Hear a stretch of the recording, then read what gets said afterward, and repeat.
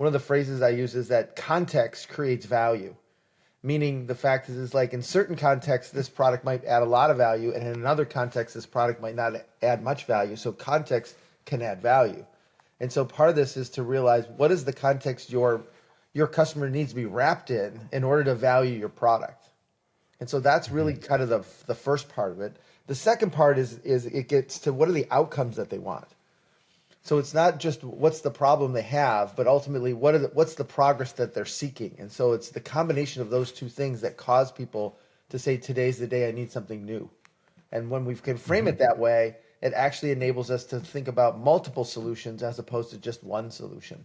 So typically we come up with a solution of something we can build, as opposed to if we look at it as context and outcome and think that there's multiple ways to solve the problem, all of a sudden you start to realize there's a lot more possibilities to build something. All right, are you a scale-up based on the west coast of Norway? Because if you are, and if you want to take your business to the next level nationally and internationally, you gotta hear me out. Have you heard about Slingshot? One of the world's best scale-up accelerators right here in Stavanger. I am part of the core team at Slingshot, and we have designed a super high-quality 12 weeks program to help you grow and achieve your ambitious goals.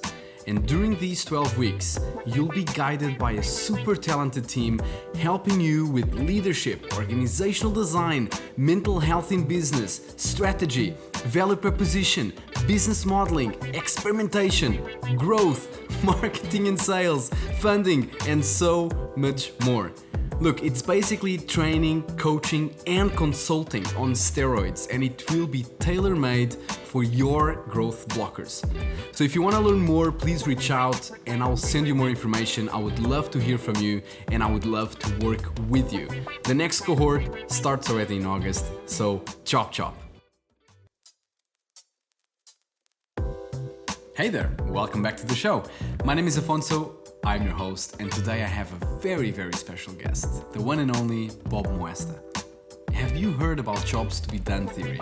Well, Bob was the one creating it, together with Clayton Christensen, who's for many the father of disruptive innovation. Bob has worked on and helped launch more than 3,500 new products. Yes, you heard that well. He is a guest lecturer at Harvard Business School and started his career by being a mentee of Dr. Deming himself. And look, for those who don't know, Dr. Deming is the father of the Toyota production system. And so at 18 years old, Bob was telling me he was actually learning in Japan with him and then implementing all their learnings at Ford. Bob is also the author of several books, including the book Learning to Build. And look, Bob is an absolute legend. I am so grateful he took the time to join me in this insightful conversation, and I'm very happy to be sharing it with you. Now, if you are enjoying the podcast, it would be amazing if you could share it on LinkedIn with your friends. Anything helps to spread the word. It would mean the world to me. And before we begin, some very important words for all the scale-ups out there on the west coast of Norway. Let's get started. All right, Bob, we are live. Cool. Good to see you. Good to see you, Alfonso.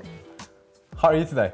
Good, I'm doing great. It's Monday for me, and I've got a team coming in tomorrow for Tuesday, Wednesday, Thursday. So we're jamming. We just got done with the interviews last week, so we're ready to crank. Nice. What are you ready to crack? I'm sorry. What are you working on? What are you working on? This week we're working actually on diapers. Okay. Yeah. Interesting. So I do software products, but I also do a lot of consumer packaged goods. I do a lot of stuff that's in, I'll say, home improvement type areas as well as then I do a lot of B2B software and business as well. But just I like to keep it a good diversity of products because I grew up a physical product guy and kind of became a software product guy. So nice.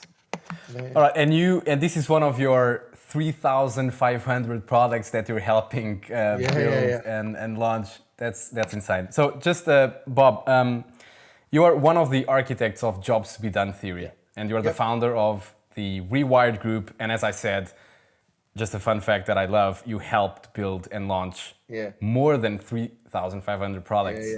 I've been building product for a long time, but I'll say I got my start in the automotive business where I worked on virtually every system inside the car. So everything from the engines to the seat to the body panels to basically the assembly line and everything in it, and painting and just about everything in it. So that I learned so much very quickly. In roughly 5 or 6 years, I worked on over 1,000 different components in the car alone. And then I moved to the food industry and did another 1,000 products there. So I've done kind of a lot of different stuff, but it's like always very intense, and it's always like down a rabbit hole for any one industry.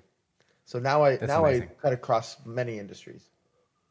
That's awesome. And you have, of course, worked together with Clayton Christensen to put together Jobs to be Done theory. That's so impressive. I really want to dig into that in this conversation. All things jobs to be done. So let's just start with the basics. Bob, why should product teams and founders and salespeople and marketing people, why should they care about jobs to be done in the first place? So jobs to be done is a is a frame that, because I'm first of all, I'm dyslexic, and so as a dyslexic, to me the fact is reading everything didn't make sense to me. And so I had to go figure out on my own, like, what causes people to say today's the day that they need something new.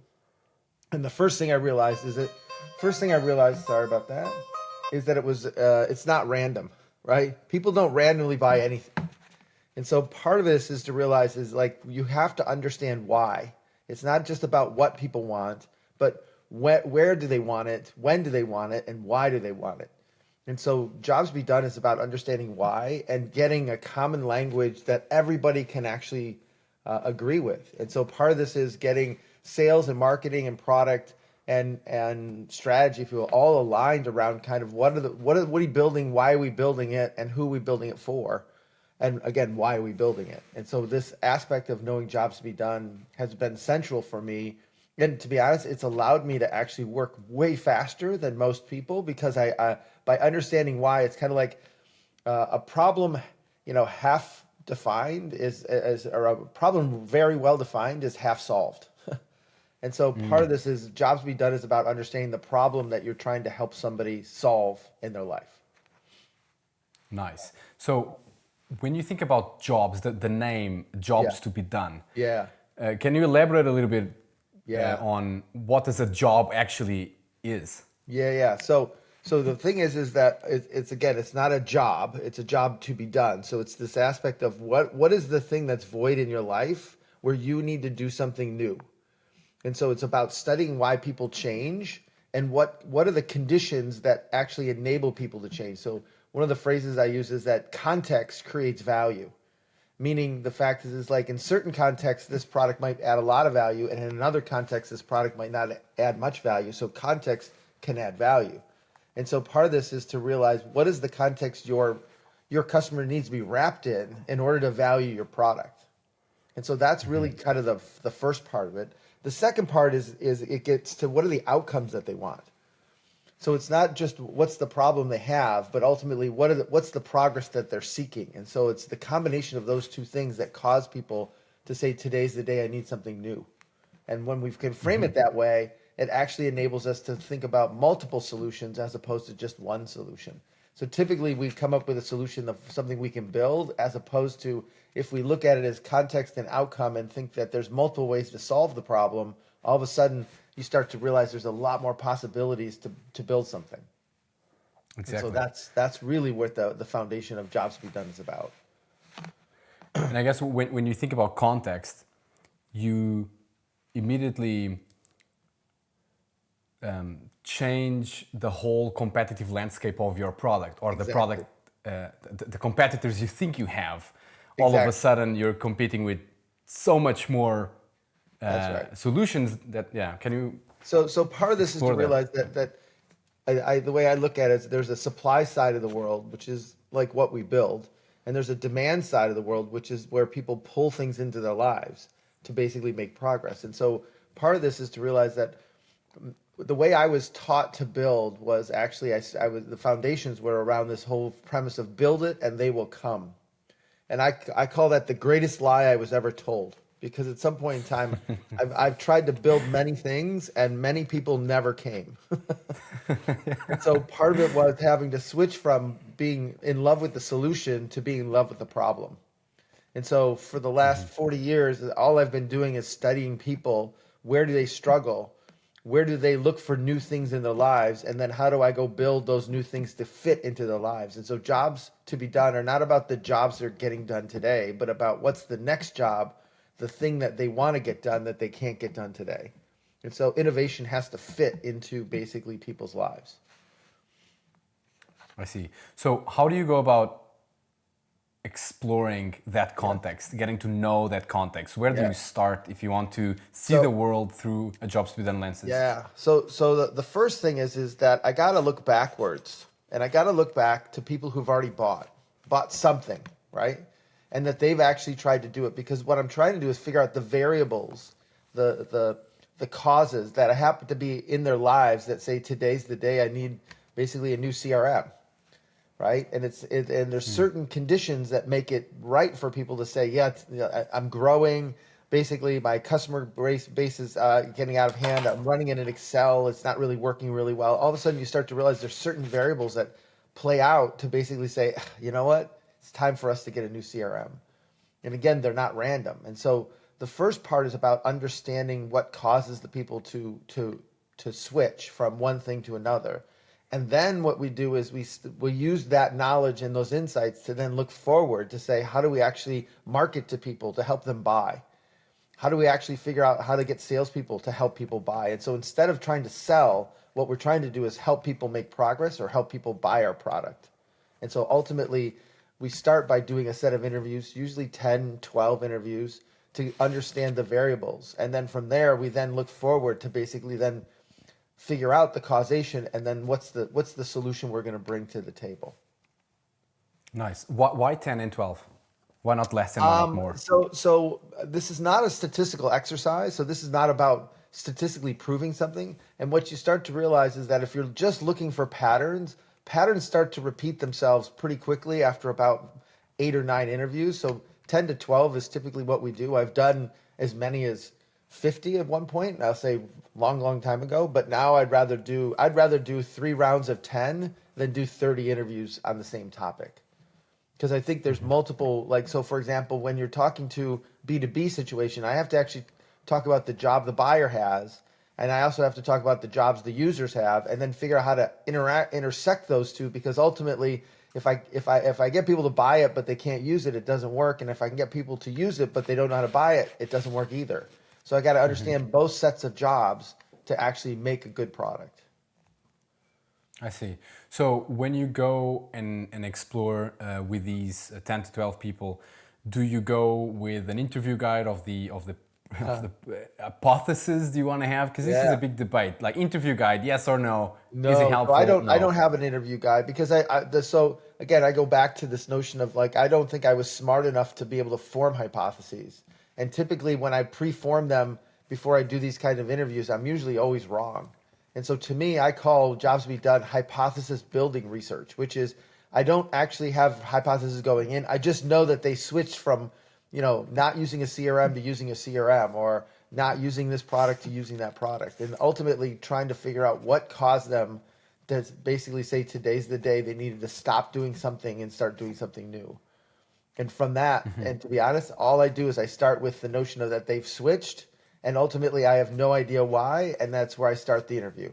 And I explain that to be honest, all I'm really trying to do is gather the language about what caused you to say today's the day that you needed something different.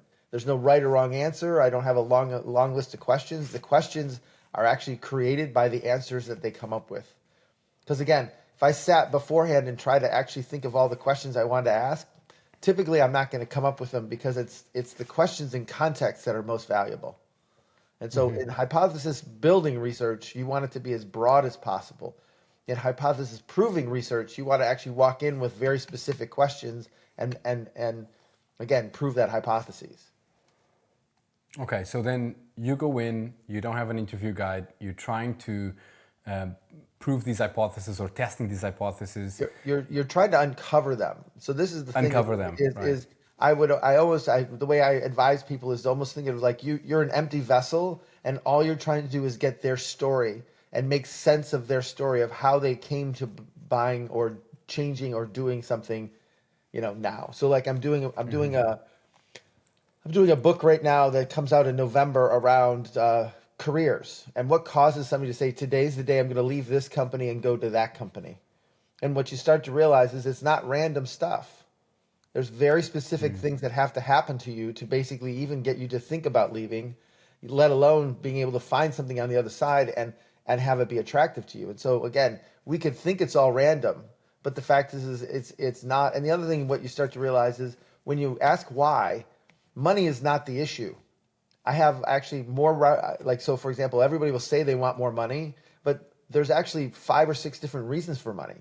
One reason for money is respect, right? That I'm paid what I should be fairly paid compared to everybody else. Another one is I need more money because at some point I have greater responsibilities. And so you start to realize that it's not just money that people want. There's reasons why they want it that you have to peel back that onion to go deeper. And that's really what this is about, is finding out what are the dominoes that have to fall in people's lives that make them ready to actually buy your product. And that then helps us with marketing, that helps us with sales, that helps us with onboarding, it helps us with product, it helps us with features, it helps us with all of that. I see. So when you have those stories and when you start uncovering the patterns, and you start mapping out those patterns, do you then want to increase the evidence from what people say to what people do with some more advanced experiments? That's right. Or so then what we do is we can actually find, so in those interviews, we actually can start to extract the variables, which then give us the questions like, so for example, it's like, how many more leads did you get? So like if people getting a CRM, typically one thing that happens is they actually get flooded with leads.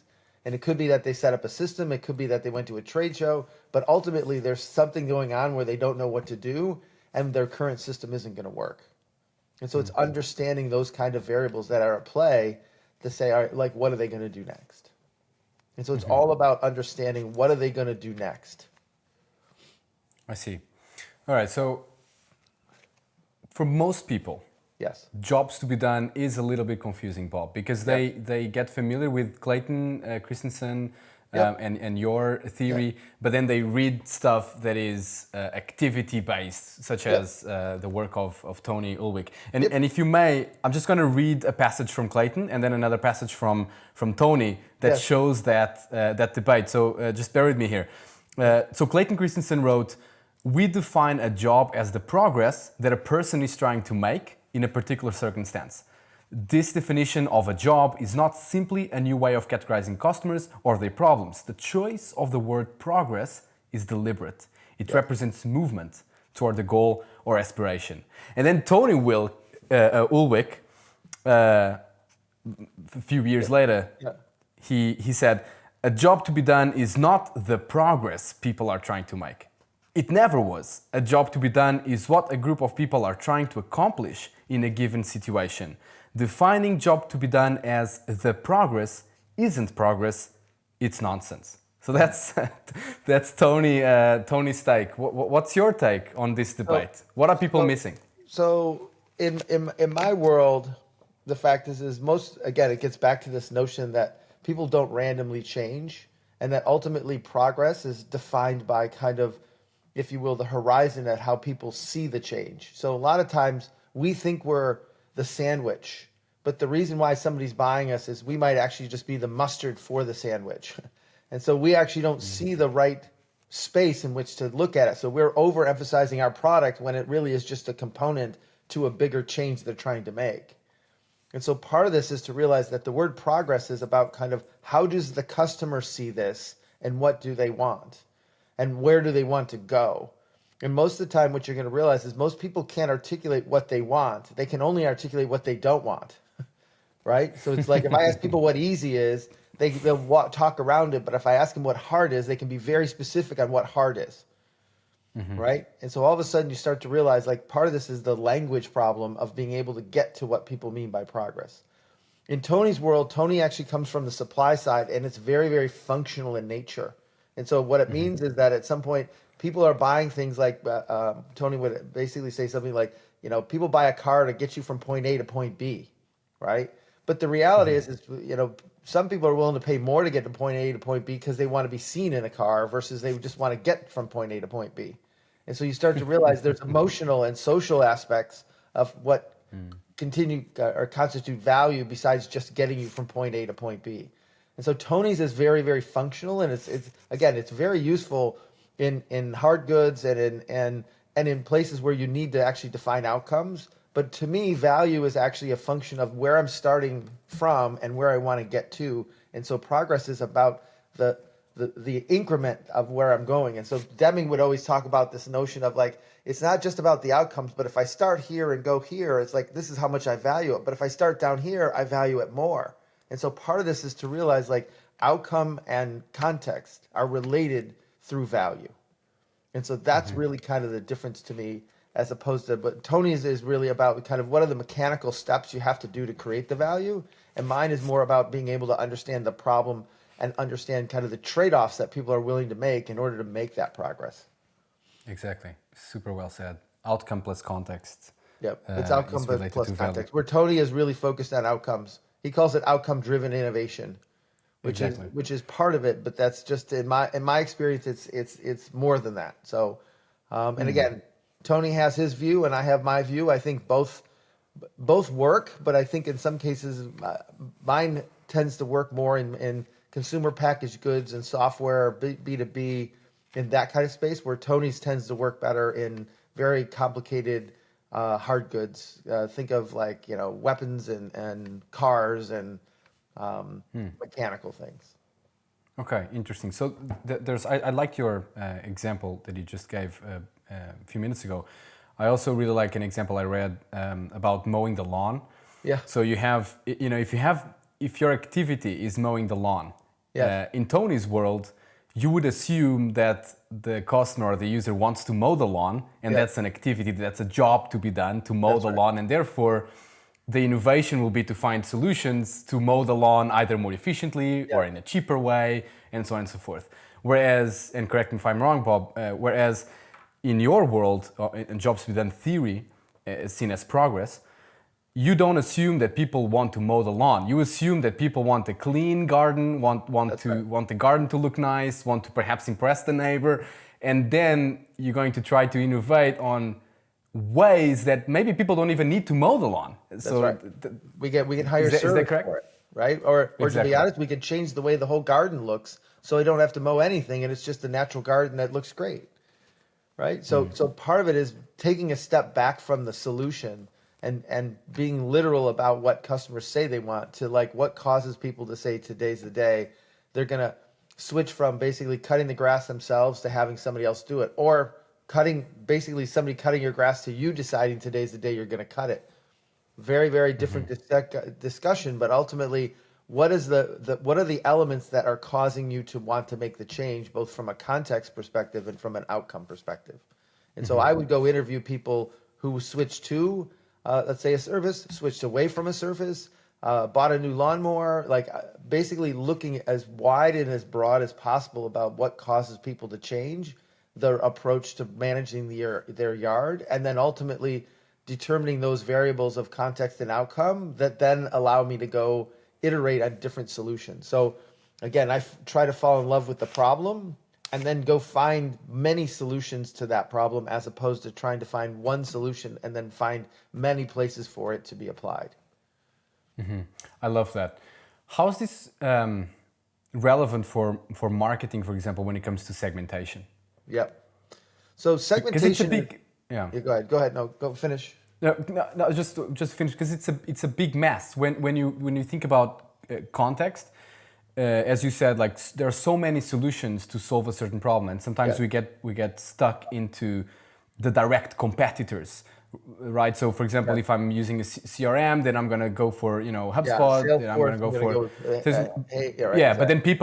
But then some people may solve the problem with Excel, but I would never consider Excel, right? So, how should people from marketing and sales, for example, use jobs to be done, and how should they even approach it when it comes to competitive analysis? Yeah. So what's interesting is there's again supply side, what I call competition, and demand side competition, right? Supply side competition is really about the industry structure and who have similar business models and who has basically similar profit models around kind of how we work, right? And so Right. you can basically say that Uber is not a rental car company and it's also not a car company, right? It's very, very different. But yet, from a consumer perspective, like I can choose to drive or I can choose not to drive and want to be able to drink. And so all of a sudden, I'm looking at the same situation, but ultimately I can actually drive a car, I can hire a taxi, I can walk, I can do multiple different ways.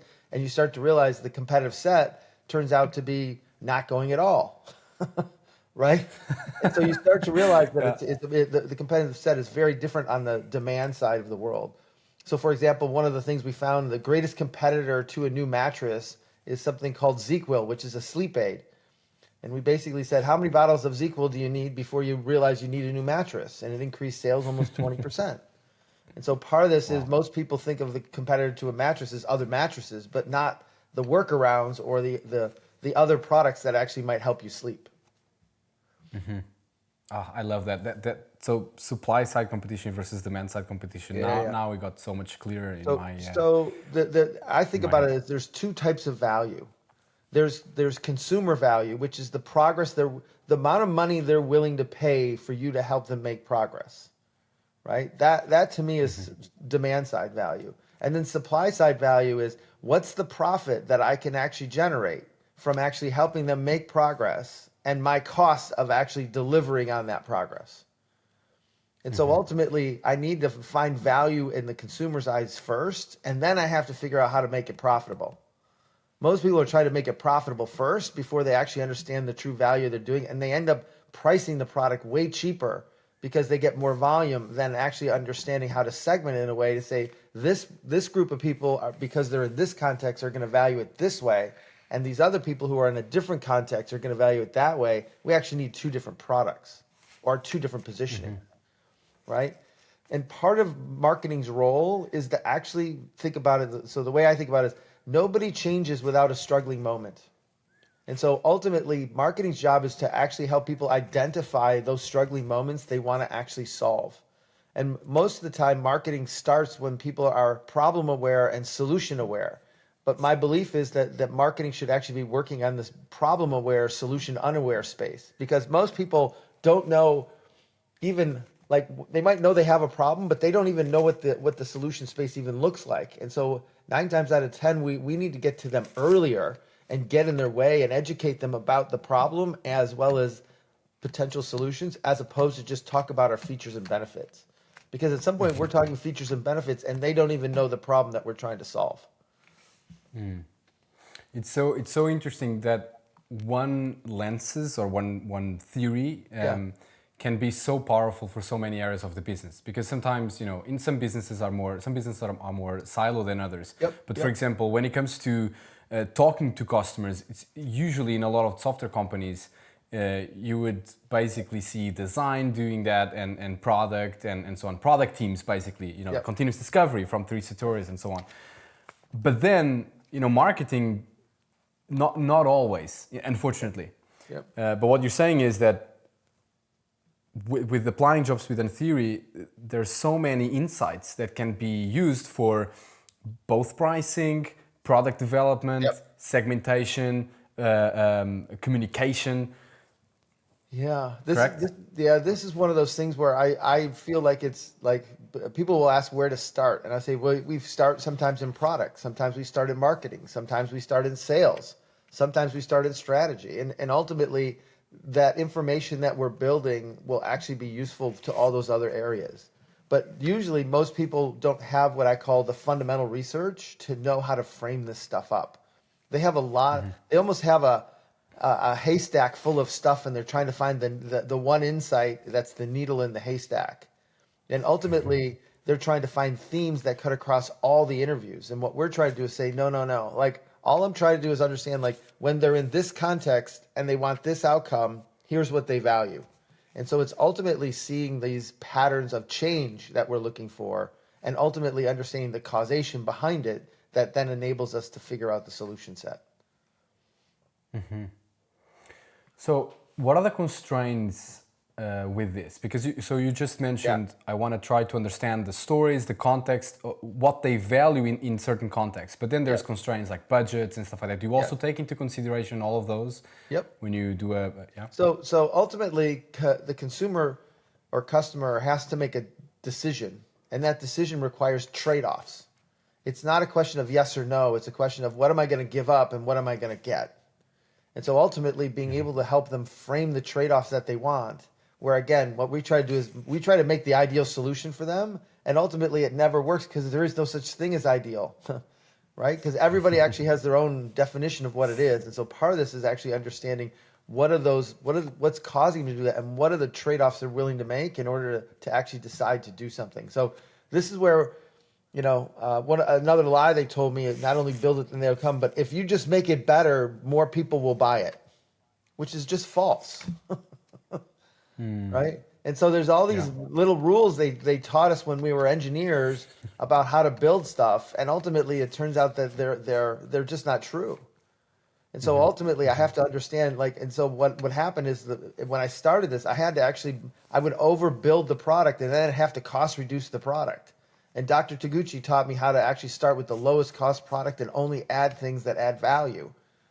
And so you start to check where most people try to get it to work and then they try to cost reduce it or simplify it or make it easier. But they don't actually start with the easiest thing and then add things that add value. They tend to over engineer it and then try to cost reduce it, which is all rework. Right. So, okay, you mentioned something I want to pick up again. You mentioned no interview guides. You're interested in understanding the story and the context. But for people who might be listening that have done, for example, a UX designer or a user researcher that uses guides, they might be a little intimidated going to a user interview without anything in a way. What would you say? So there's like five basic questions, right? Like why in the world do you want to, so for example, let's say, so one of the things I did is I built houses, right? And what I would do is I'd ask people, why in the world do you want to move? Has nothing to do with the new house, has everything to do with the old house. What are the conditions that make them to say, look, we're the family's getting bigger, right? Or to be honest, the family's getting smaller. Both cause me to want to move, right? But it's not just one thing, it's the set of things. It's like my house is getting smaller and, my kids have moved away and, right, at some point, like the house is paid off and I have a lot of capital tied up in the house. Like all of a sudden it's like the and, they kind of go like, okay, it's perfect time for me to move. And then you have to ask the second question, which is like, what are you hoping for?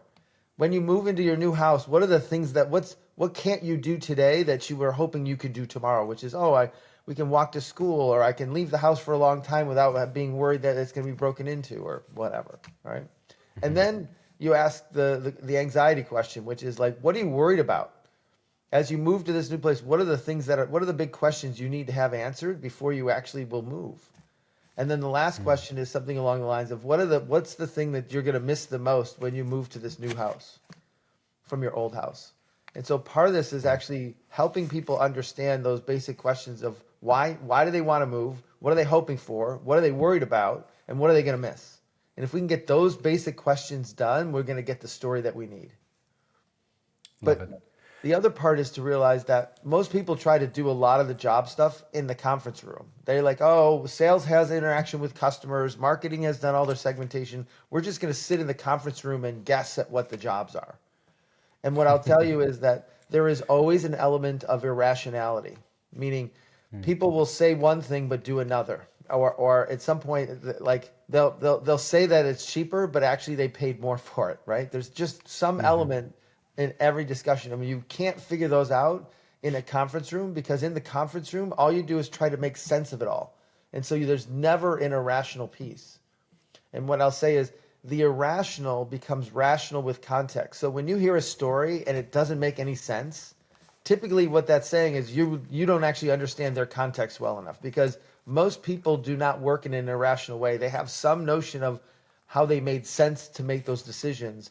And so when we see it and it looks irrational, what I usually say is then we don't have the whole story. We got to go deeper. I love what you said. The irrational becomes rational with context. Yeah. And so that's why you need to, and we try to make, we try to rationalize things when we are together, like just trying to hypothesize what the jobs are. So on that one, I have a follow-up.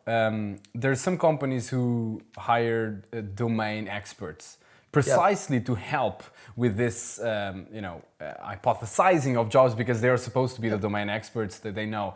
What do you think about that? So I think that it's useful. I think at the same time, the fact is it's about putting it together. Most of the time, people are trying to find the theme, the cause, the trend, the one thing that actually causes people to buy. And what I'll tell you is over time is that like it's never one thing. It's sets of things that come together.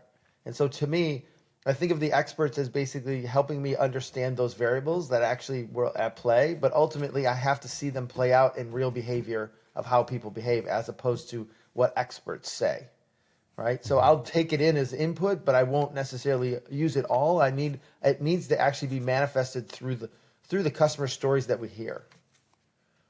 I see. Okay.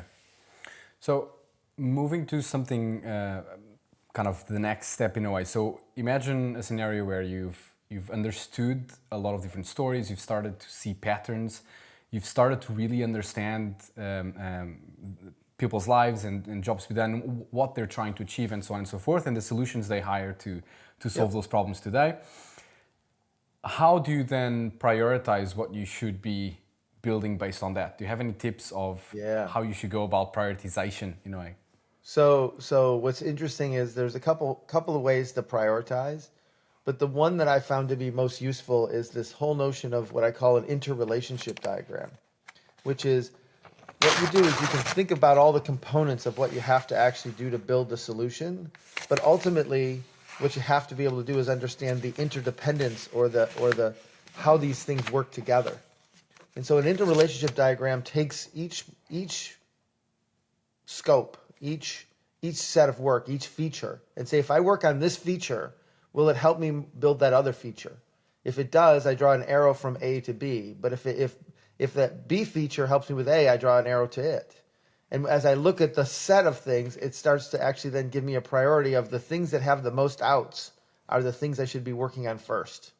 And the things that have the most ins are the things I should be working on least or last. And so you start to realize that it's prioritizing in terms of how to build, in terms of how this thing has to come together. Because what's interesting is most people build or make something thinking about it from right or left to right, meaning I think about the inputs, I think about the system, I think about the outputs, I think about then the outcomes. But when you're designing something new, you actually design it from right to left, which is this whole notion of what are the outcomes? What outcomes does that mean to what outputs create what systems need what inputs? And so you start to realize that as you design something, you start at the opposite end and you have to work backwards. Do you do the same with outcomes at an outcome level, for example, for strategy? So you now describe the interrelationship with, features, for example, which would be the output. So then output A leads to output B. But you can do it with outcomes. You can do it with outcomes. You can do it with inputs. You can do it. I look at it across different systems, but ultimately, like I'll take a set of 5 goals, right? Somebody will say, "Here's the 5 goals or the 5 KPIs that we have to work on." And I say, if I improve this KPI, does it help me with this other KPI? And so you start to realize there's interdependence between them, and it's going to tell you which ones to really focus on. That the rest of them are lag measures, and there's lead measures you need to focus on. And so you can do it with outcomes, outputs. You can do it with systems. You can do it with inputs. You can do it with. I've done it with resources, etc. Love it. So since you were talking about prioritization, some companies use a lot of TAM, total addressable market, and so on. They try to size the market so that they can size the opportunities. What's your take on that? So When you're trying to look at the world through the industry side, right? Like how many mattresses are sold, how many CRMs are sold. What's interesting is the total addressable market, the way they define it is how many companies need a CRM. And what they'll do is they'll just go and limit that to how many companies have a CRM or need a CRM. It turns out to be all small companies need a CRM. But the reality is, like, let's say there's 1 million of those. But the reality is there's only so many that are struggling in this moment that actually need help with it, that are looking for a new CRM. So there's not 1 million, let's say, companies needing it. There's only about 200,000. And so part of this is to realize that the struggling moment is at the core of kind of the total addressable market, because at some point, if people have a CRM and it works fine, then the reality is they don't need a new CRM. But they're still part of the total addressable market. And so to me, it's again, this is where finance and marketing try to get together to come back with a number because they want it to be as big as possible. And my thing is I try to be as realistic as possible. That's where I come from. I love that. All right, so I'm jumping around a bit, but I want to actually go back to the part of where you're trying to get the story right and trying to uncover the patterns. Yep. Do you have any preferred way of visualizing things, visualizing stuff? Yeah, so there's two frameworks I use. One is called the Forces of Progress, which is when we do the interview, one of the things once we're done with the interview, we sit down afterwards as a group and talk about what were the pushes, the push forces that actually were part of their context that said today's the day they have to do something. What were the outcomes they were seeking? What were the anxieties they had? What were the habits they had to give up? What were the trade-offs they're willing to make? And so part of it is being able to kind of take that story and extract it into what we would call the forces of progress.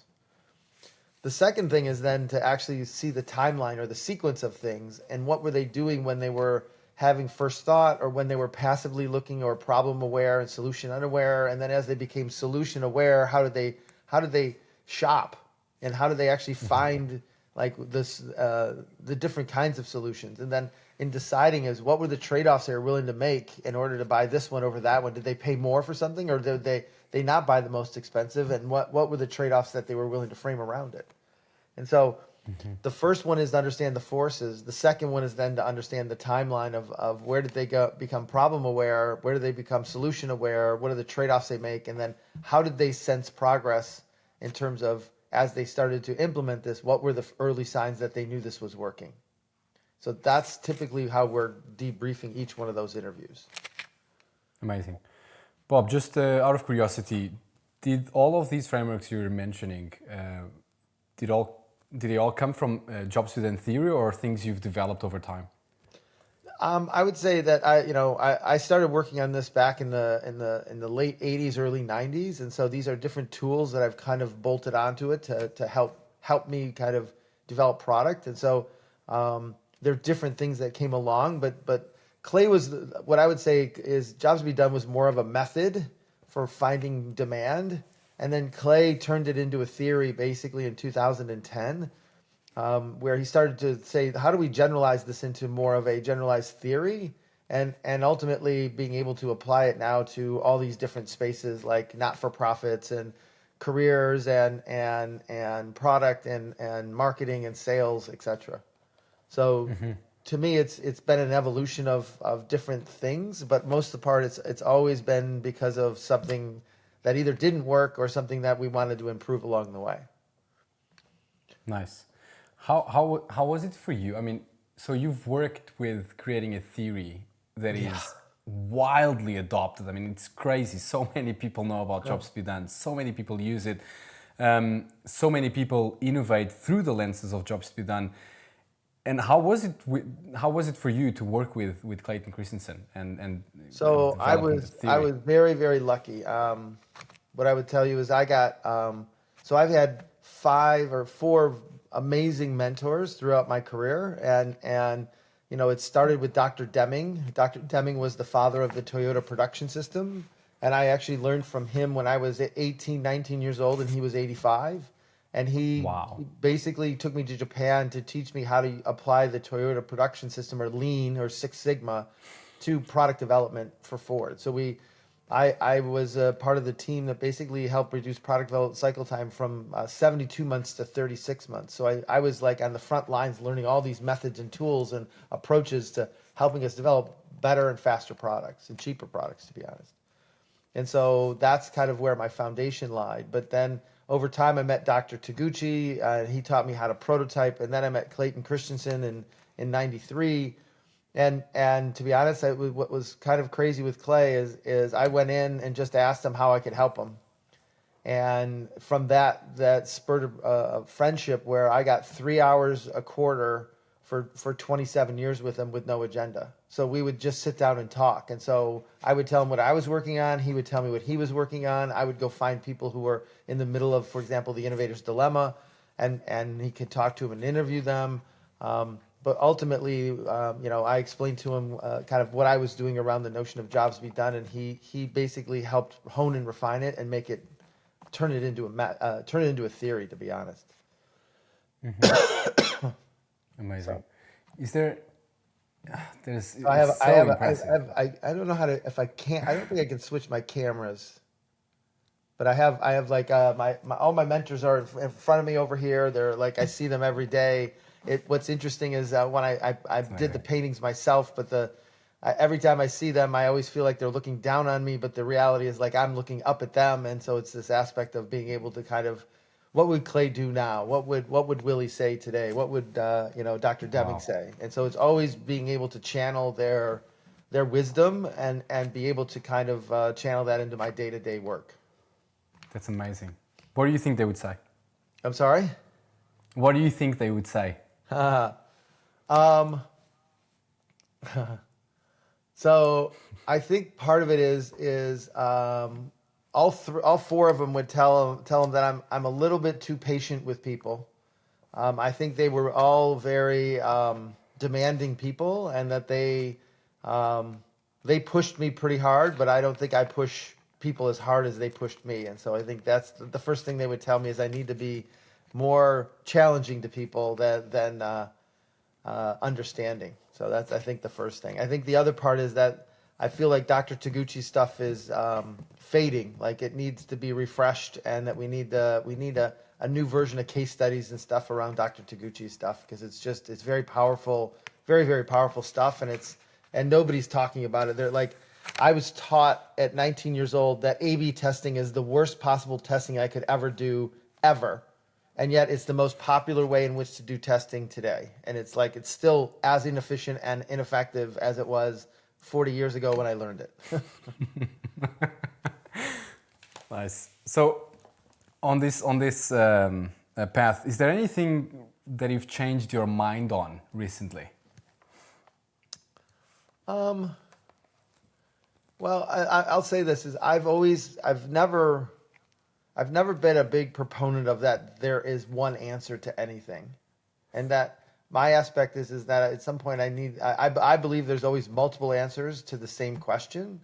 And it's context that changes. And so partially being able to understand like where I'm in the middle of I help lots of startups. And so part of this is learning the context before I make a decision of what to do. So there's general principles of what to do, but what I'm finding is the more and more I can actually understand context, I can actually then make better and better decisions. And so part of this is not rushing into, not hearing people talk and then rush into a solution, but probing enough afterwards to get to the right context and outcome so I can then frame a better solution. I think that's what I think I need to be really, really good at. And again, I go back to the notion of a really well-defined problem is half solved, right? And I truly believe that if I can't get a solution to work, 9 times out of 10 is because I don't have the problem framed the right way, as opposed to trying to make the solution better. So like when it's too hard to build the solution, typically it's like, okay, I'm not looking at this the right way. That is so powerful, Bob, because, for example, if you're familiar with Marty Kagan's theory, or not theory, but what he preaches about assigning teams problems to solve and for product leaders to be incredibly specific on what problems to solve, it's interesting hearing you say that, because is that a little bit contradicting to that message? So here's the if thing. Product leaders are, Yeah, here's the thing I would say is that most people want a product roadmap to be the features I'm going to go build. And what I'll tell you is like, I don't know the technology and how fast it's going to develop, but I can tell you the problems that we're going to solve over the next 24 months. But the solutions, like AI didn't exist or we didn't have access to it till 24 months ago. So all of a sudden, everything that was on the roadmap got washed out because all of a sudden AI showed up, right? And so you start to realize like every innovation, every feature you build solves one problem, but usually always creates another problem that's in a different domain. So think of like the iPhone, right? The iPhone actually, it didn't actually have any text. It had no messaging. It had email, it had phone capabilities, it had music capabilities, but no texting. And then they were able to add it, right? And as they add more things, then they had power problems. And so they made it bigger. And then they had more powerful than that. And then all of a sudden they had the camera problem. And so all of a sudden, every time you solve one problem, you actually always create a new and different problem. And the roadmap should actually be the roadmap of the problems that you're going to go solve, not the features you're promising to deliver. Exactly. Yeah, absolutely. And Bruce McCarthy would be proud. Yeah. Nice. Bob, we're coming to the end. I just have one more question. Yeah. Do you have any books that you recommend for people who might be listening? There's two. It really depends, but I would tell you that there's two books that I listen to every year. One is How Will You Measure Your Life by Clayton Christensen, where he applies a whole bunch of theory, all the business and disruption theories to basically running your daily life. And he talks about things like, outsourcing the education of your children is like what Compaq did to outsource its laptop business. It actually sent all the laptop business to Asus, and then Asus came back and said, oh, I'm going to start a laptop business. And next thing you know, Compaq's out of business like tomorrow. And so you start to realize that at some point in time, though we're counting on schools to basically teach our children, we still have the responsibility to teach our children at home as well. And so ultimately, he applies all these different theories to say, like, how in the end of your life will you actually measure that it's been a successful life? And I've chosen to take Clay's view on this, which is I'm going to measure my life by the number of people I help. And so every day, if I have an extra hour, I try to help somebody. I'm trying to get, basically whether it's startups, whether it's I'm on a school board, I'm in a not-for-profits, I'm doing all these different things, but I'm always trying to help and I'm always trying to make progress because, to be honest, the day I die, it's going to look back and say, here are all the people that I helped. And that, to me, would be a very useful life. Mm-hmm. The other book is called The End of Average by Todd Rose. It's the single greatest book that's had an influence on me, and it talks about kind of how math and statistics have become almost like a liability when you start to realize that the average itself is not even real, and that when for example, we build a persona because we aggregate all these attributes, but we can never find that person, right? And so they're not real people, and so you start to realize that we have to actually go from this notion of average to actually the science of the individual and the roles that averages play. And so this is where I don't average my data. I actually cluster my data, and the clustering of the data creates what we call emergent properties. And so it changes the whole aspect of it, and that by not using average as kind of the main pivotal way in which to analyze, I get so much more insight out of my data. And so part of it is to think that the end of average is really one of those things where it's been a useful tool, but at the same time, it's not going to help us get to where we want to go now. Nice. How You Measure Life and the End of Average. Yes. Fantastic. I'll definitely check it out. I haven't read them. I'd love to hear your feedback on those two books when you're done. Yeah. Promise. I will.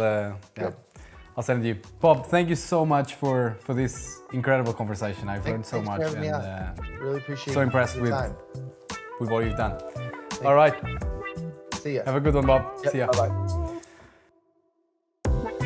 All right, that was it for today. I hope you enjoyed the episode. Make sure you subscribe to my newsletter so you don't miss out, and see you next time.